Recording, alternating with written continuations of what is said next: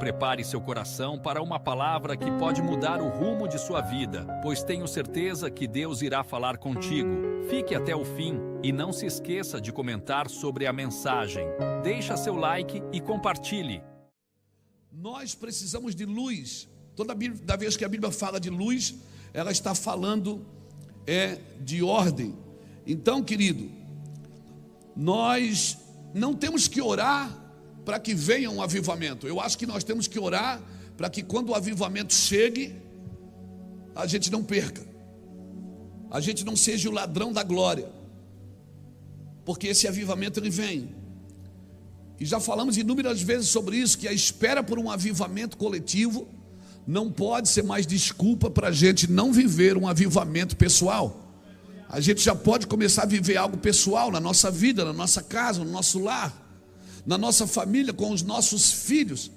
Parece que a gente perdeu noção de servir com simplicidade, de fazer coisas simples. Coisas simples.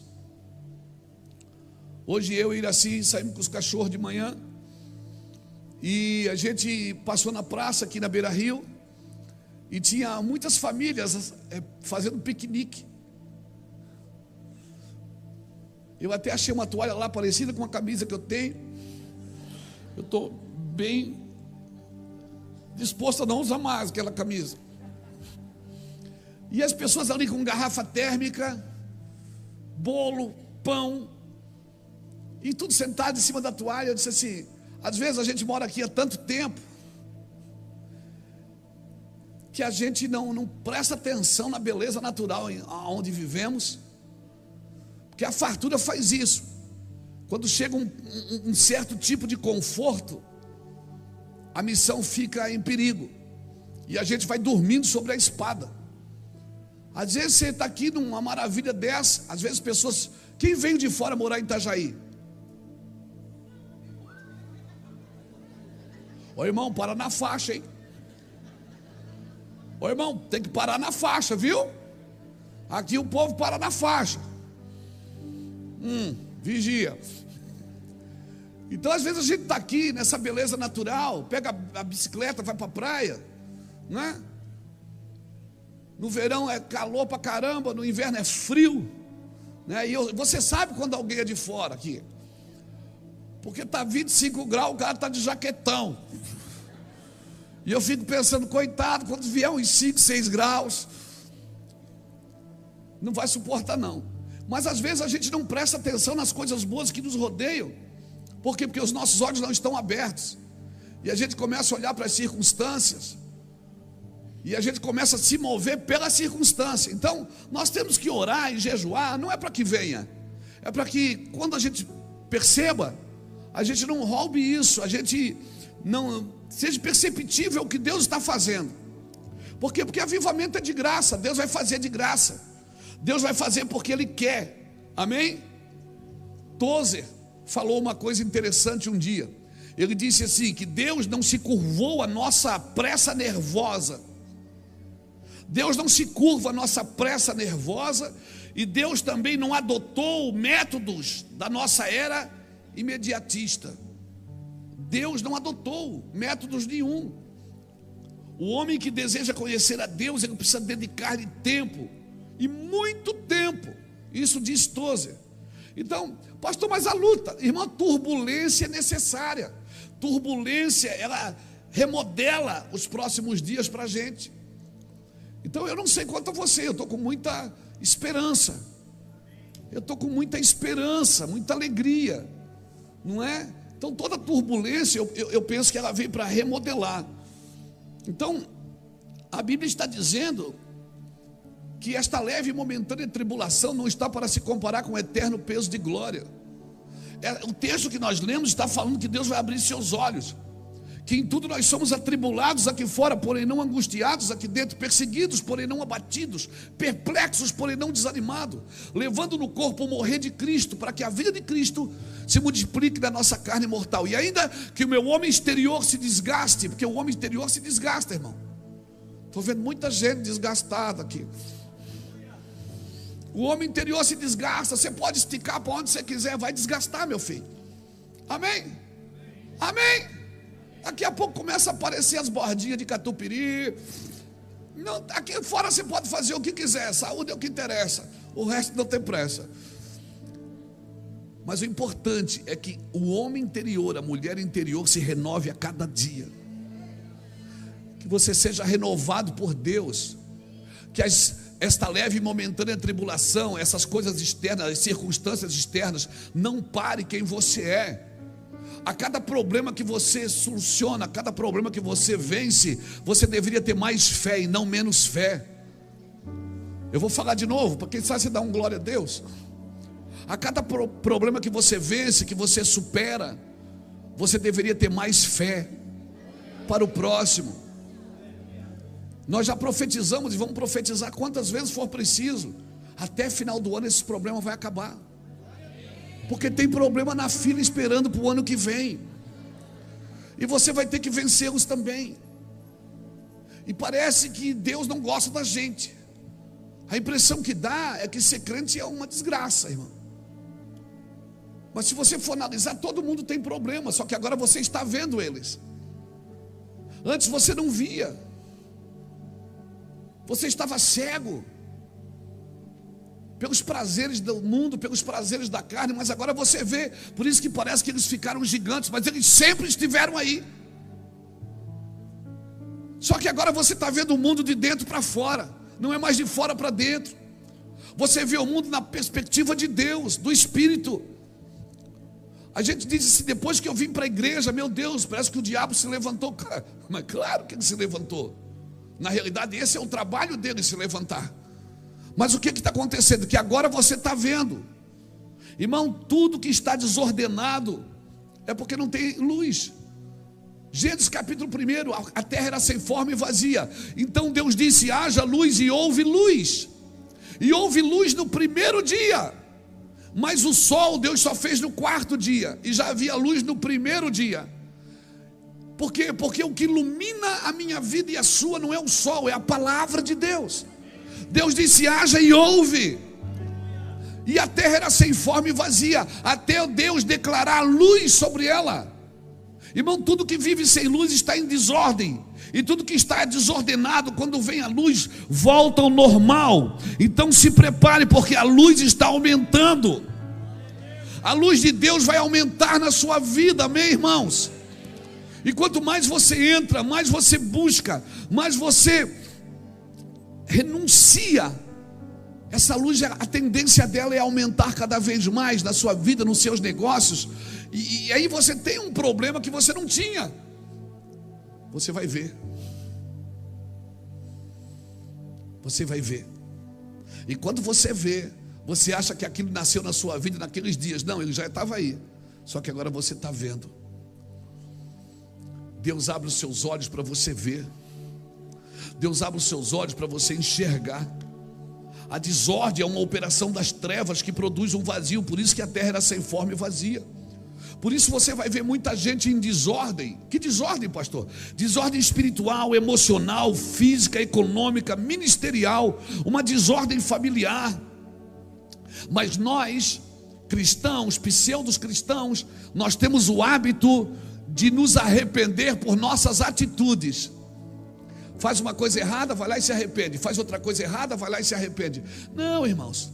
O arrependimento bíblico não são por atitudes erradas, são por natureza errada. Porque se eu mudar só, se eu pedir arrependimento só pelas minhas atitudes, eu posso voltar a fazer ela depois. Quantas pessoas que você sabe que saíram das drogas voltaram para as drogas depois? Quantas pessoas que você sabe que solucionaram o seu problema familiar e voltaram a ter problema familiar? Por quê? Porque isso é um problema de natureza, não é de atitude. Por isso que é necessário fazer o quê? Nascer de novo. É necessário nascer de novo, para que mude as atitudes de uma vez por todas. Eu preciso nascer da água e do Espírito. Porque senão, a cada ciclo, eu posso ter quedas nas minhas atitudes e voltar a fazer tudo de novo. Então o arrependimento que nós precisamos é porque nós estamos vivendo em desordem.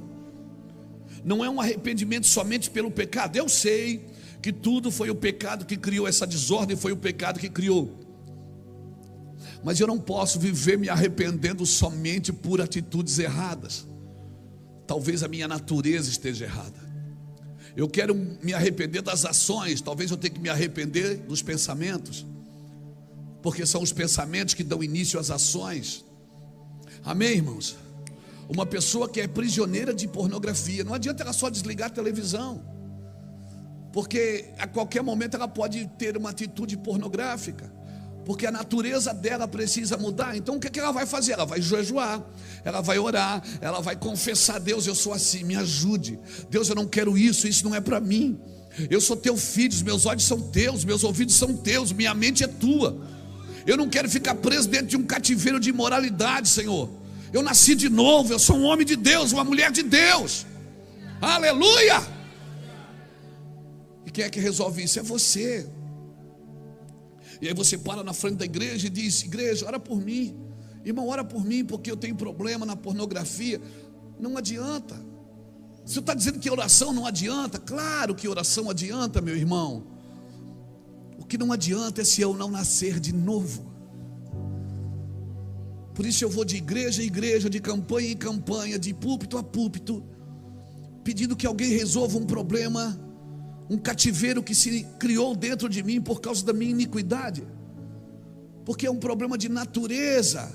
Amém, irmãos? Amém.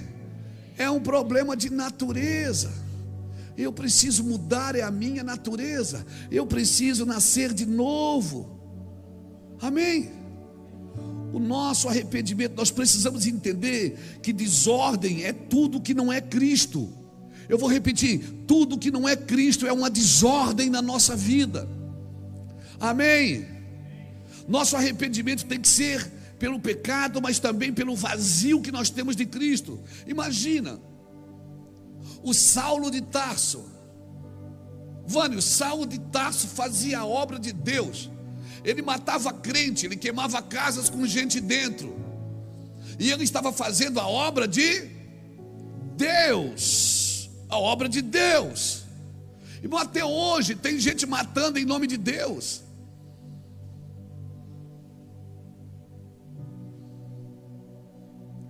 Pessoas estão matando pelas religiões em nome de Deus. Quantas pessoas acham que servem a Deus quando não servem? Saulo de Tarso estava matando em nome de Deus. Um homem que aprendeu aos pés de Gamaliel, um benjamita, fariseu de fariseus. Ele mesmo fala isso em Filipenses. Enquanto a lei, zeloso. O cara que ia buscar ordem, ele ia no STF pedir ordem para atacar a igreja. Até que um dia ele encontra Jesus. E ele faz a pergunta: quem és tu, Senhor? E Jesus disse: eu sou Jesus a quem tu persegues. Eu sou Jesus a quem tu persegues. Irmão, cada vez que você persegue algo que Jesus ama, você está perseguindo é Jesus. Aquela pessoa que você não gosta dela não significa que Jesus não a ama. Aquela pessoa que você tem problema com ela, quem tem problema é você. Jesus quer salvá-la. Mas ele adora a outra igreja, ele está na outra igreja, ele é de outra religião. Jesus não está nem aí. Ele é maior do que tudo isso. Ele é maior do que essas prateleiras religiosas que nós criamos e catalogamos as pessoas pelas suas práticas. Jesus não cataloga pessoas pelas suas práticas. Saulo foi ao chão, ficou cego. E ele disse: quem és tu, Senhor? E o Senhor disse: eu sou Jesus, quem tu persegues. Ou seja, ele sabia que era o Senhor. O que ele não sabia é quem o Senhor era. Quantas pessoas que servem a Deus e pensam que estão trabalhando para Deus, porque fazem as coisas certas. Não, irmãos, eu não posso atacar o que Jesus ama. Jesus não me chamou para condenar, Ele me chamou para morrer junto. Ele não me chamou para condenar alguém, Ele me chamou para morrer por alguém. Amém, irmãos? Para morrer por alguém. Ainda que o meu homem exterior se desgaste, o meu homem interior, ele tem que ser renovado todo dia. Todo dia. Então se arrependa de tudo que você vive e de tudo que você faz que não é Cristo na sua vida. Amém? Deixa eu entrar num assunto aqui. O dilúvio não caiu na terra enquanto a arca não estava pronta. Não caiu. Os filhos de Eli não morreram enquanto Samuel não estava pronto. Saul não foi removido enquanto Davi não estava pronto. O que é que eu aprendo aqui? Deus está aprontando algo para assumir o que Ele está removendo. E aí você está focado no que Deus está removendo, quando você tem que estar focado naquilo que Deus está levantando. Tem coisas que Deus já terminou com elas, mas ainda não removeu, e vai remover, irmãos. Mas isso não é problema seu. Embora Deus declare as coisas terminadas antes de serem removidas, Ele não removerá até que tenha preparado um novo para assumir. E quando eu falo novo, a gente pensa que é uma nova pessoa. Deus vai tirar um e botar o outro. Não, não é isso. Deus não trabalha assim. Deus não joga xadrez, irmão. Não é isso. Não fixe os seus olhos no que está caindo, mas no que Deus está construindo para assumir este lugar. E o que é que Deus está construindo? Uma nova mentalidade, um coração rendido. Amém? Amém, irmãos? Fala a verdade. A gente ouve tantas notícias, a gente ouve tantos ataques na internet, nas redes sociais, nos jornais. Tem hora assim que dá uma tristeza, não dá, gente? Você não fica triste, não? Eu fico. Tem hora que dá uma tristeza, diz, meu Deus. Aí a nossa tristeza gera uma indignação. A indignação gera uma crítica. A crítica já gera difamação, a gente já começa a falar. E a gente começa a dizer o quê? A igreja está perdida. Irmão, todo avivamento nasceu de igrejas que estavam perdidas. Todo avivamento nasceu de um povo que tinha perdido a esperança. Mas lá no meio Deus levantou 5, 6. Lá no meio Deus levantou alguns que resolveram olhar para o que Ele estava levantando, não para aquilo que Ele estava derrubando. Aleluia! Ele não removerá até que tenha preparado um novo para assumir aquilo que Ele removeu. E aí nós vamos para Apocalipse. Dá uma catástrofe como deu no Rio Grande do Sul. Agora a gente diz, Jesus está voltando. Por quê? Porque a gente olha para Apocalipse, a gente só estuda acontecimentos. Apocalipse não é para estudar acontecimentos, irmãos. É para Apocalipse é a revelação de Jesus Cristo. Amém? Amém? E a gente vai para a internet como dizer, olha, Jesus está voltando, hein? Se liga. Mas você que vai na internet fazer isso, você deve se ligar também. Nós deveríamos criar um cenário de esperança, estamos criando um cenário de medo. Nós deveríamos aproveitar as catástrofes, as dificuldades e dizer, olha, só tem uma saída. É Jesus Cristo. Mas a gente fica pesando a mão. A gente fica pesando. E a gente, em vez de gerar esperança, gera medo. Gera medo.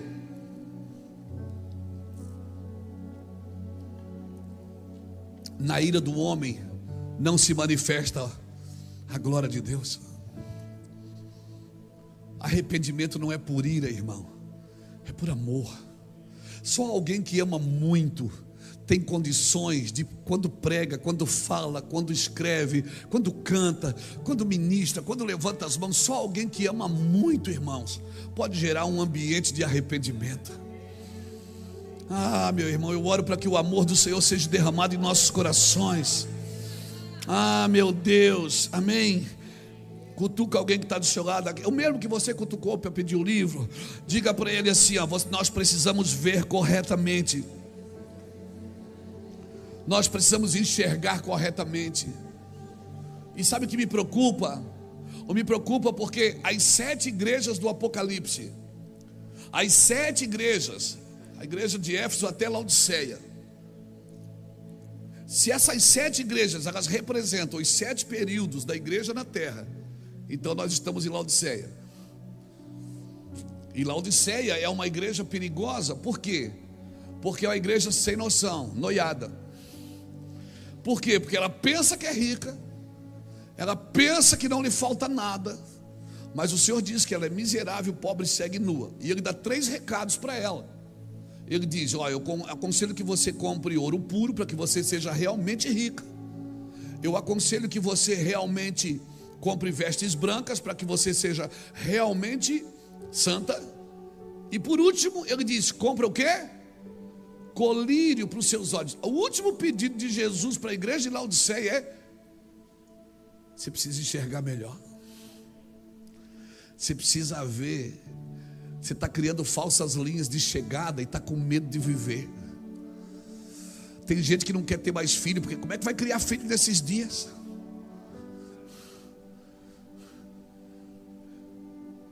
Tem gente que não quer mais a responsabilidade de um casamento, não quer ter alguém para cuidar. Porque como é que eu vou casar numa situação dessa? Não, irmão. Você só descobre quem você é no outro. Você só descobre quem você é no relacionamento. Alguém me dá aleluia? Lá em cima, aleluia. Tem aleluia aí, gente? As pessoas ficaram com medo de conviver juntas. Até ir para a igreja. Não, eu não vou mais para a igreja. A minha igreja agora é a internet. O pastor Luiz é meu pastor. Não sou não. Não sou não. Vá para a igreja. A gente tem dificuldade de ficar assim, a todo mundo juntinho. Por quê? Porque a igreja é feita de pedra, não é de tijolos. Tijolos são todos iguais, todos os mesmos naipes. Pedra não.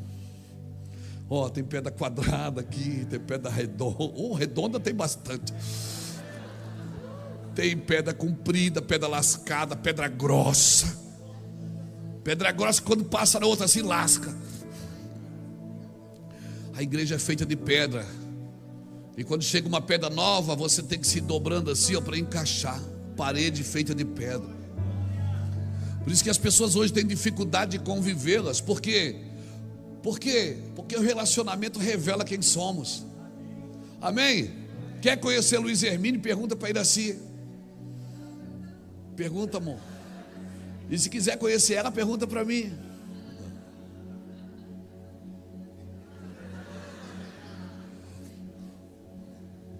Por quê? Porque não tem ninguém que confronte você mais do que o cônjuge. Fala uma coisa aqui que não acontece, que ela chega em casa assim: por que você falou aqui? Isso não é verdade. Ela fala: aquilo que você falou lá não foi bem assim. Foi? Eu digo: foi, amor. Luiz, eu digo: foi, amor. É que hoje eu estava meio evangelástico. Ninguém confronta mais a gente do que o amigo de perto, do que o cônjuge. Mas as pessoas preferem viver só. Por quê? Porque é melhor. É melhor. Ela fica, ninguém a descobre. Provérbios 18 diz que aquele que se isola busca a sua própria ruína e insurge-se contra a verdadeira sabedoria. Porque a verdadeira sabedoria de Deus é conjunto. Deus é uma comunidade de 3: Pai, Filho e Espírito Santo. A linguagem celestial é façamos, é pluralizada. Amém? É nós. Aqueles caras que dizem: é nós, mano. É nós mesmo, mano. É nós, não é eu. Só é eu quando não tem nós. E Deus está dizendo: é nós. Façamos. A oração do Pai Nosso é Pai Nosso. Não é Pai meu. Não é Pai teu. É Pai Nosso. Santificado seja o vosso nome. Venha a nós o vosso reino. Se o Pai é nosso, o pão é nosso, o pecado também é nosso. Amém, irmãos? Então você precisa abrir seus olhos. Laodiceia não pode perder os olhos. Nós temos que olhar firmemente para Jesus. Nós temos que olhar para aquilo que Deus tem. Abra comigo aí, ó, 2 Coríntios 4:18, o texto que eu li, o 18. Leia aí o 18.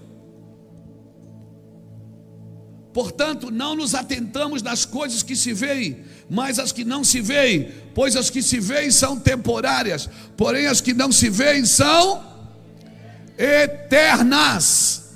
Amém. As que não se veem são eternas. Vamos lá.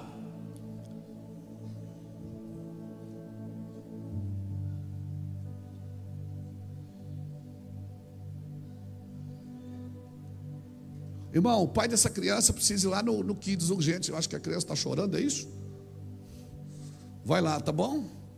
Mas precisava parar o culto para isso mesmo? É? Então vai lá. Precisava, irmão, parar. Volta a fita. Amém? Pulseira 181. Vai lá ver seu filho, tá bom? Vai lá ver, urgente. Por favor.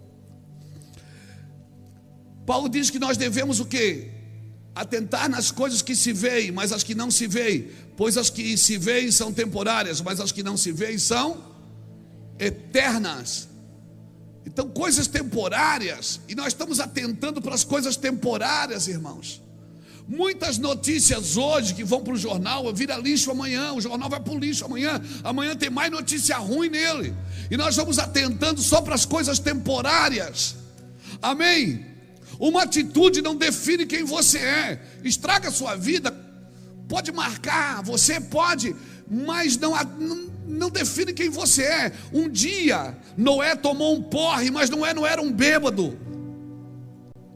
Um dia Abraão mentiu, mas Abraão não era um mentiroso. E nós temos a prática e a facilidade de julgar as pessoas pelo quê? Por uma prática, porque nós atentamos para as coisas temporárias. Há 10 anos atrás você ouviu uma história, e quem sabe essa pessoa mudou. Quem sabe aquela pessoa que te fez mal um dia, hoje está diferente. Mas nós não conseguimos, nós não seguimos o curso. E o Senhor está dizendo: para de contemplar coisas temporárias e comece a contemplar coisas eternas. O Senhor está corrigindo a nossa maneira de ver. E esse é o trabalho das trevas, irmãos, é gerar cegueira. Por isso que aqui no capítulo 4 e o versículo 4, Paulo diz assim: nos quais o Deus deste século cegou o entendimento dos incrédulos, para que não lhe resplandeça a luz do evangelho da glória de Cristo, que é a imagem de Deus. Nós precisamos enxergar, irmãos. Nós precisamos enxergar. Nós precisamos olhar para a nossa vida e não parar no tempo. Quando eu era menino, eu pensava como menino, eu agia como menino, mas agora eu não sou mais menino. Nós precisamos amadurecer, crescer, ir para cima, ir para frente. Amém, irmãos? A minha oração é que Deus abra os nossos olhos espirituais e a gente tenha esperança na eternidade, e mais, tenha esperança em pessoas. Que nós possamos olhar para as pessoas e ver como que Deus vê essas pessoas, e não como a gente acha que elas são. Não precisa levantar a mão. Não precisa.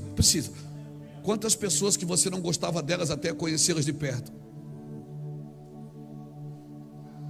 E quanto que você gostava e depois conheceu de perto? Por quê? Porque essa é a nossa maneira de ver temporariamente. Mas Deus não se move assim, irmãos. Deus é um Deus eterno. O plano dele é eterno. Sua vida é de 60, 70, por sua robustez 80, o que passar disso é canseira. Tomara que você chegue aos 100, glória a Deus. Mas a sua vida não termina nesses anos contados. A sua vida é eterna, amém? O que você está fazendo aqui nesta terra é um vestibular para a eternidade, para viver eternamente com Deus.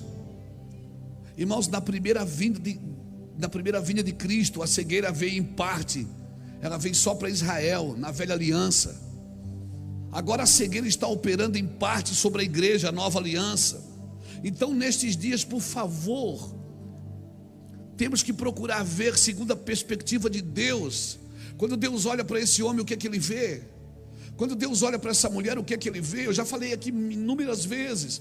Isaías só havia problema até Deus trazer ele para o trono. Quando Deus trouxe ele, ele viu que toda a terra estava cheia da sua glória. A mesma terra que Isaías amaldiçoava, Isaías disse: toda a terra está cheia da sua glória. A mesma terra que Isaías amaldiçoava. Você está me entendendo, irmãos? Procure saber as coisas que são eternas. Seu filho é eterno, sua família é eterna, sua vida é eterna. Não vai terminar assim. Diga para alguém que está do seu lado: não vai terminar assim.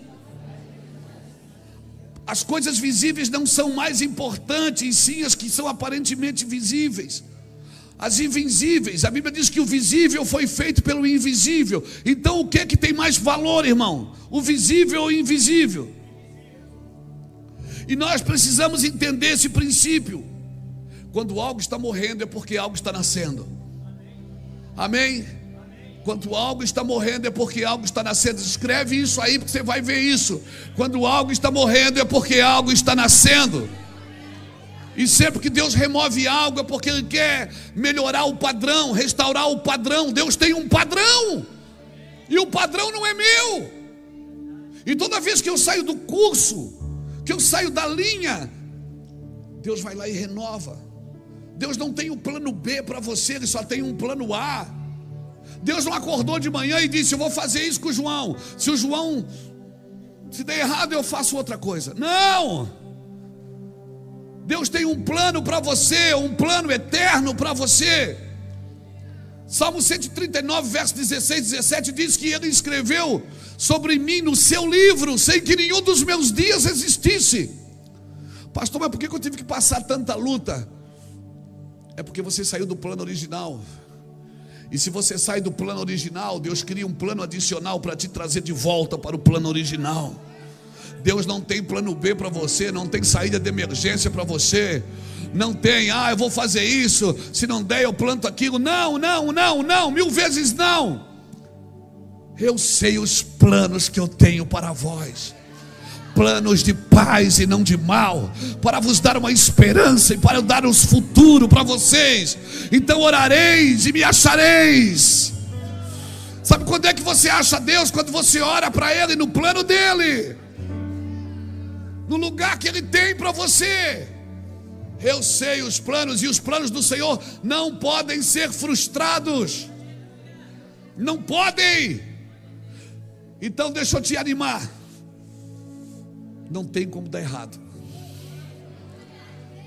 A única pessoa que pode acabar com tudo isso é você mesma.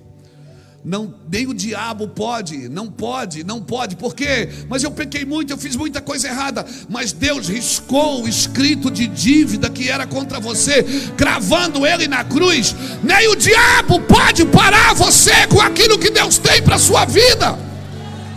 Só você pode botar fora.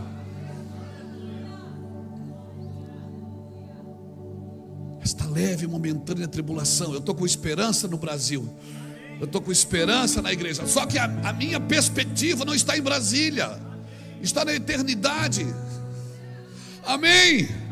Você está me entendendo? Embora eu comungue mais com um lado, eu não tenho um lado, meu lado é o de cima. Se eu quero falar aos dois lados, eu não posso ter um lado, porque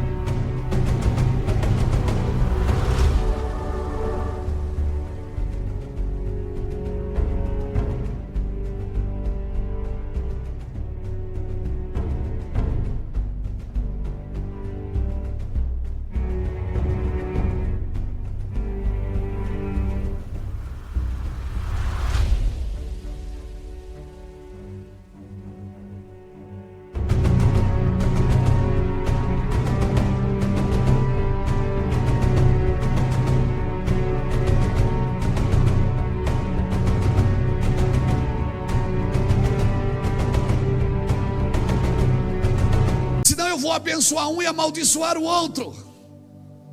já está fazendo isso. A gente já está abençoando um lado e amaldiçoando o outro, sutilmente, porque a gente não concorda. E quer saber? Eu também não concordo, mas eu não tenho que amaldiçoar aquilo que eu não concordo. A paz do Senhor, meus irmãos. Gostou da mensagem? Deixa seu like e compartilhe. Veja outras pregações que preparei para você. É só clicar no link e Deus o abençoe.